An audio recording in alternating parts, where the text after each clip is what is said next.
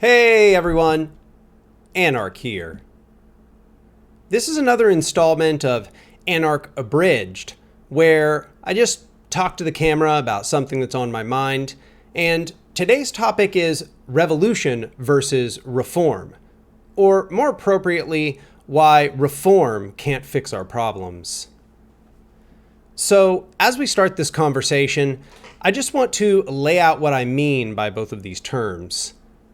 First, when I say reform, what I mean is that we are making changes to the system, but we're not changing its foundational components. That is to say, we are keeping in place capitalism and the state and all of those other components of capitalism and the state, which keep it functioning as it does. So this would involve us passing laws, doing mass organization to get concessions from the power structures. Yet this is historically what is meant by reform. And it must be said that reform is not only a liberal tendency. Reform is actually something that a variety of historical socialists have advocated. Now, by contrast, there is the concept of revolution. Revolution is often conflated with the concept of insurrection or coup, which is to say, when I say revolution, most people hear a bunch of people in the streets with guns going to war with the state structure.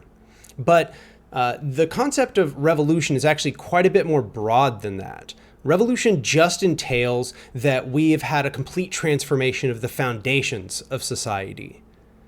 So there's a variety of different kinds of revolutions that could be carried out.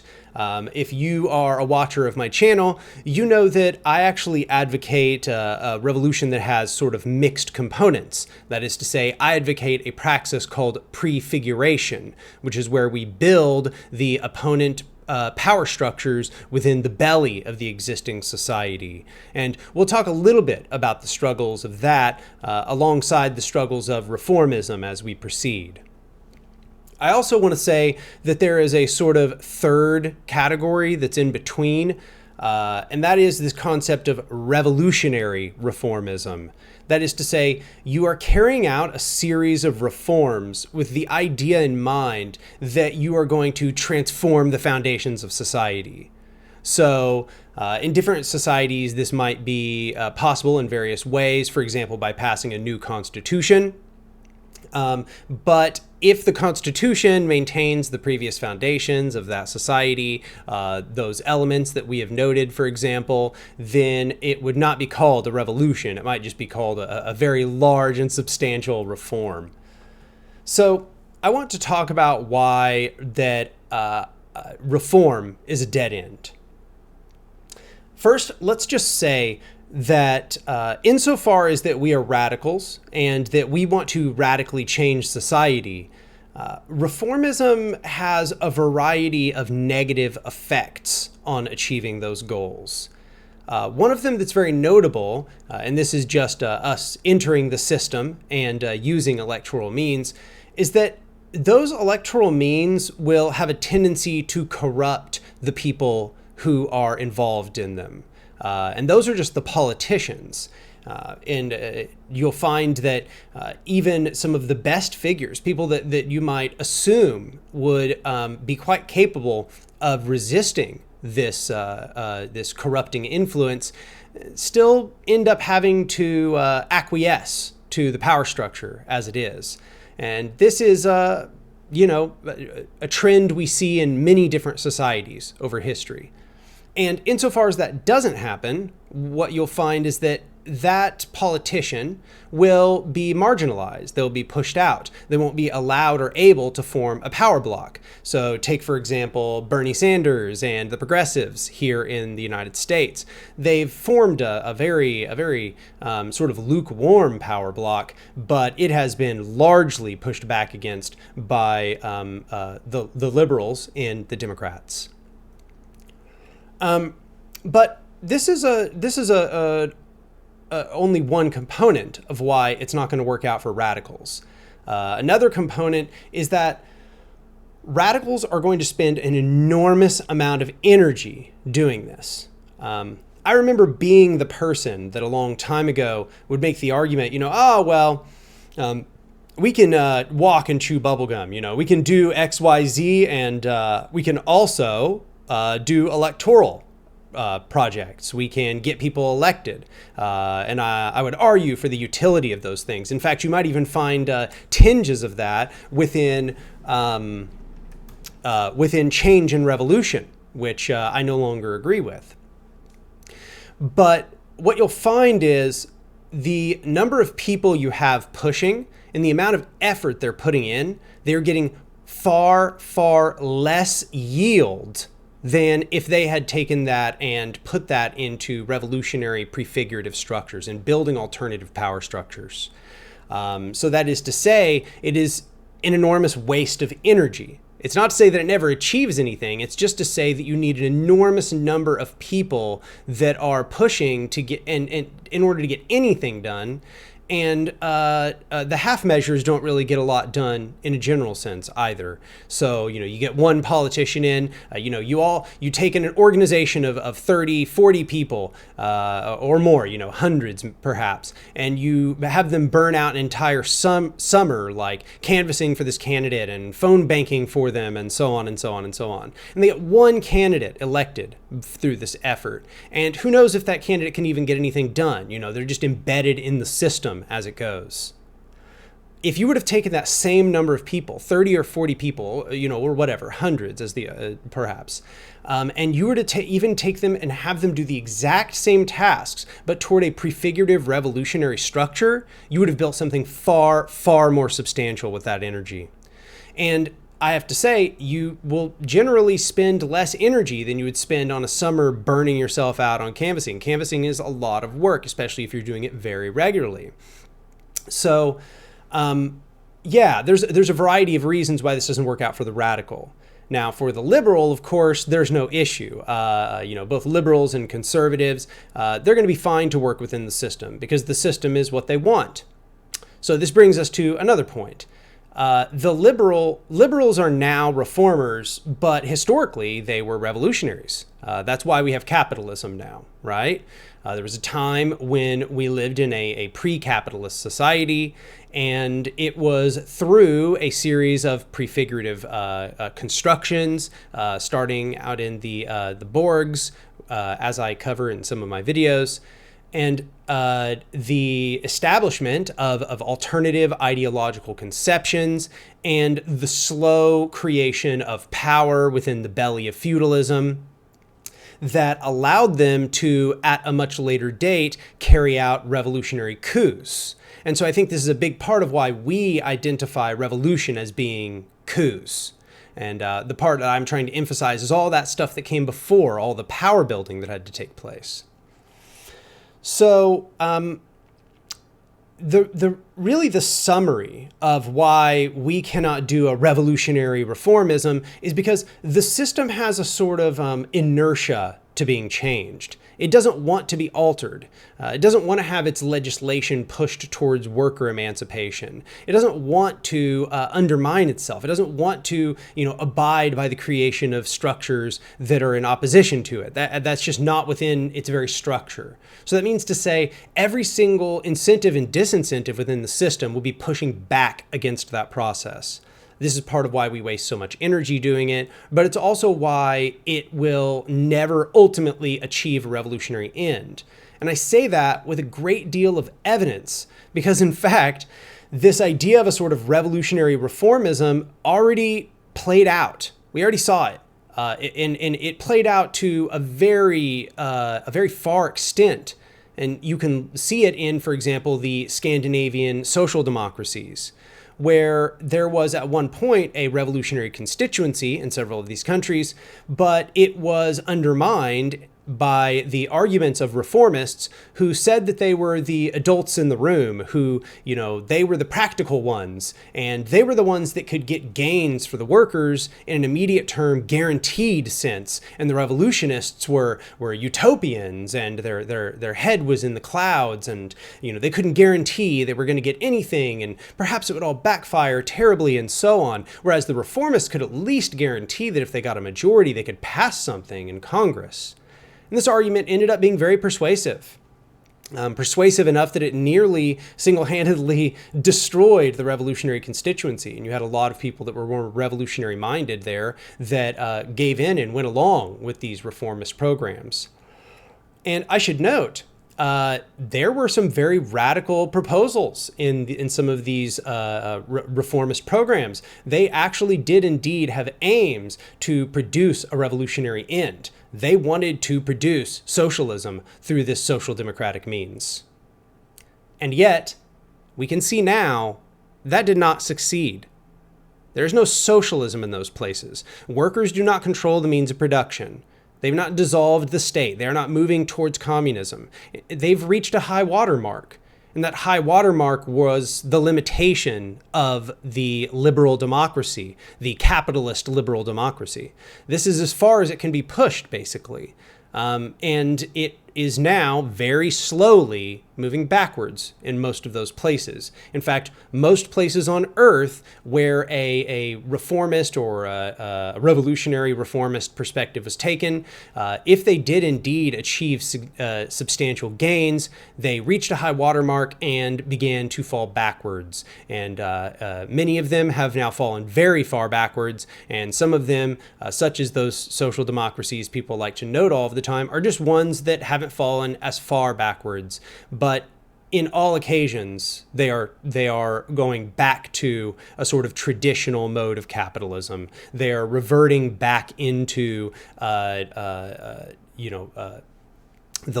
common liberal democratic mode that we see elsewhere. And this is because there are a lot of forces internal to that machine that pulls it back to where the machine needs it to be. And this is not only internal, it's external. The globe is, we are in a world economy, and this world economy places pressures on all of those places to conform to the needs of the world market. In a variety of ways I could go into in depth, but here we're going to bracket that. So, what that means is that reform cannot achieve revolutionary ends, and that reform will always sort of hit a limit that is established by the inertia of the system. So the next question might be, well, why do we even conceive that we need revolution? Why do we even conceive that we can't just do this reformist program? Why can't we just carry that out? What if the limits of the system are sufficient? We can work within that. We can turn it into a green capitalism or whatever. Well, the problem is that, number one, that's not happening, right? We can see that in all the places where these reforms are taking place, we are not seeing substantial enough reductions in carbon emissions and logging and, a reduction of the ecology, the proliferation of plastics, all of this. These problems are occurring even in the places which are making the most progress on this. And it's not taking place at nearly a fast enough pace to actually push back against the overwhelming feedback cycles of climate change that are currently taking place. So that is to say, why do we have to do revolution? Well, because the alternative is a global ecocide. The alternative is the destruction of the very ecological foundations that allow us to exist, that allow all of nature to exist. This is no small fact. This is an existential crisis for the ecology of this planet. So let's talk a little bit about revolution. So it's possible that some people will, on this measure, simply say, well, I don't believe revolution is possible, so my only possible response is doomerism, just to give up. Just assume basically that, we're screwed. There's nothing to be done. And there's a variety of different, ways that manifests. Some go and just take place in the liberal democracy saying, well, we'll make life as livable as we can right now. Others, of course, will become like insurrectionary or nihilist anarchists who, essentially believe that life is just going to be an eternal struggle, that we have to live in the present, that we have to rebel for the joy, for the sake of it. But I just want to say that none of these are going to fundamentally fix the problems that are being described here. Both dropping out, which is to say giving up on a total transformation of society, and giving in, which is to say participating, actively participating and advocating for the system that currently exists that is doing the damage. Neither of these has any chance. I am a revolutionary, and others should be revolutionaries because it's necessary, because it's just what has to be done. It's not about whether we foresee that it is going to succeed or not. This is kind of what I talk about in the video Hope, which I think maybe it would be good for some people to go watch. We don't want to forecast that we will succeed or we will fail. Both of those are just a form of fortune telling. If we are going to succeed, it crucially relies on us acting. It doesn't mean that we're guaranteed to succeed. It just means that we've done what's necessary. And I don't know about you, but I feel like this existential crisis, a global ecocide, is a substantial enough reason to struggle with everything that I've got in order to produce the society which will stop these destructive feedback cycles, that will stop this anti-ecological process from taking place. And with that in mind, that really makes revolution the practical mindset. Revolution is the mindset that looks at the problem and then actually proposes a solution. It's the only one that actually soberly assesses the scenario and then endeavors with a deep sense of responsibility towards doing what needs to be done. And it may indeed be the case that will be very, very challenging, and it will be. So let's talk about some of those struggles.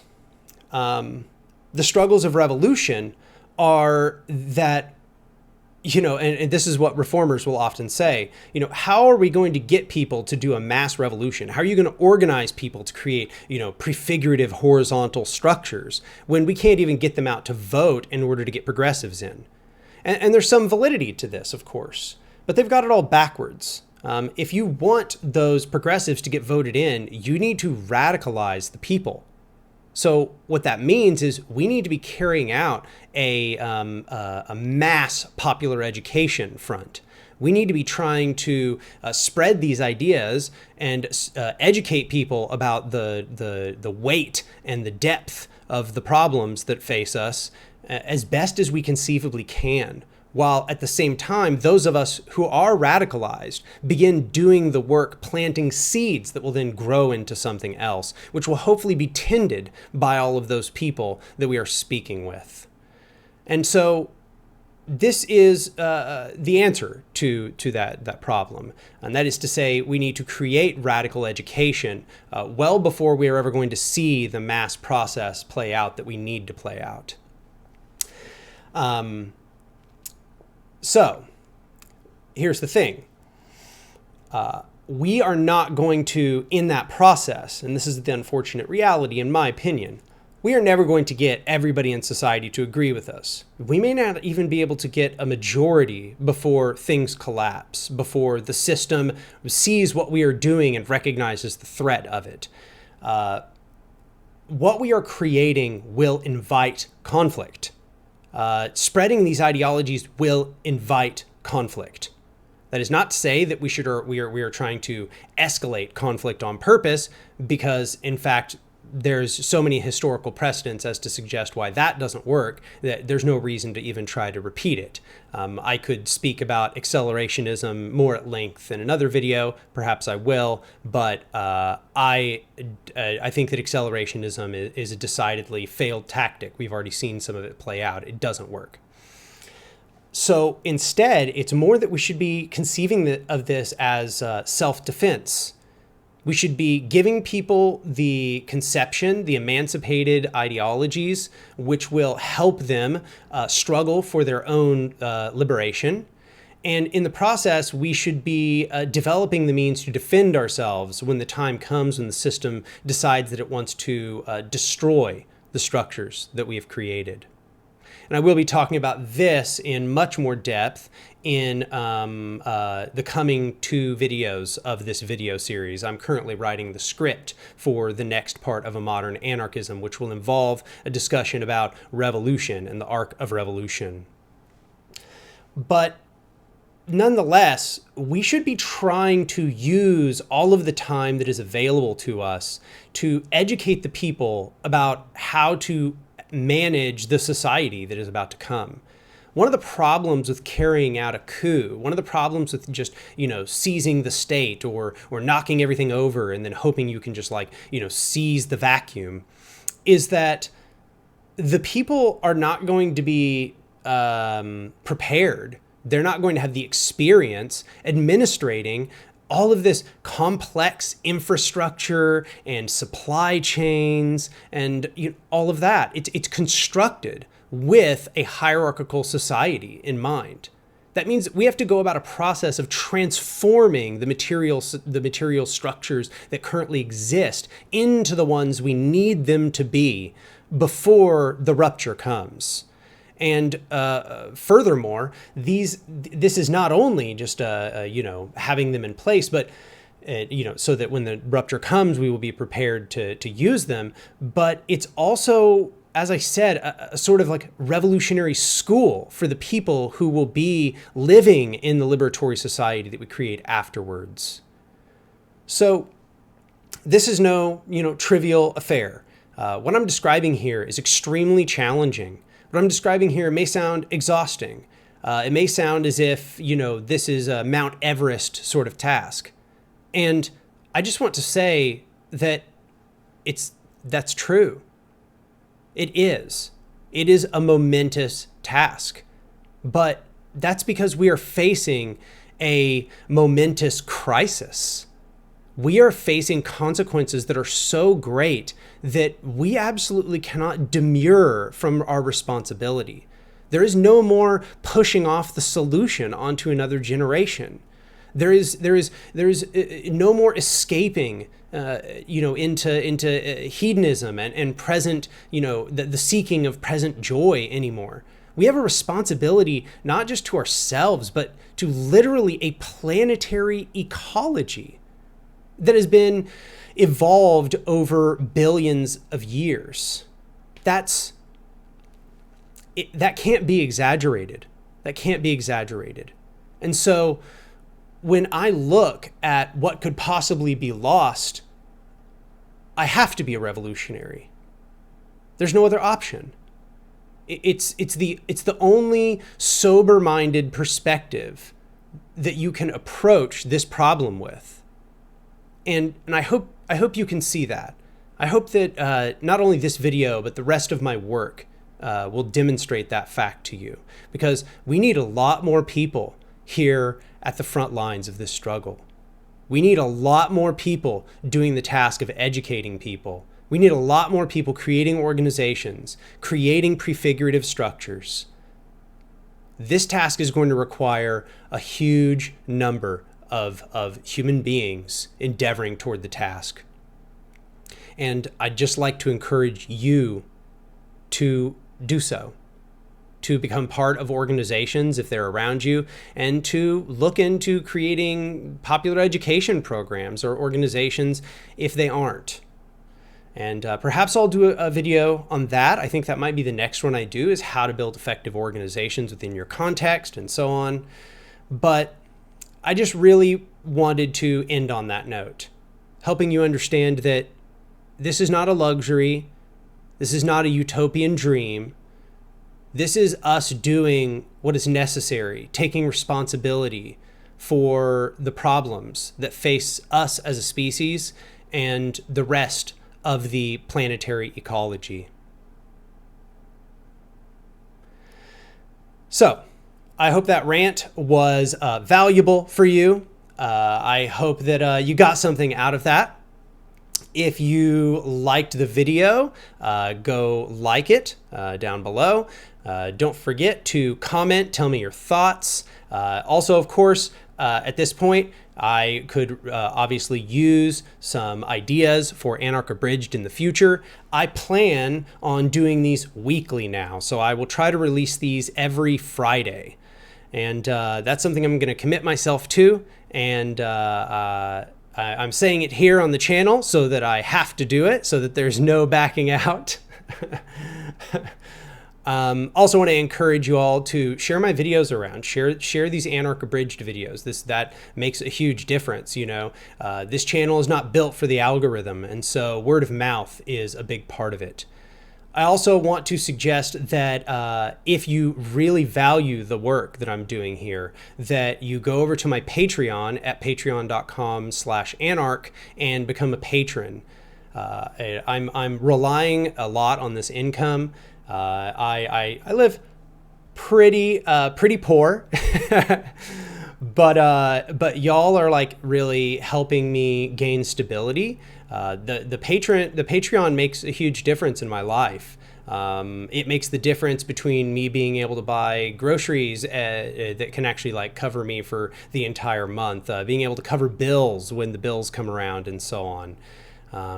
And in doing so, you also allow me to not have to like seek side gigs in order to make ends meet.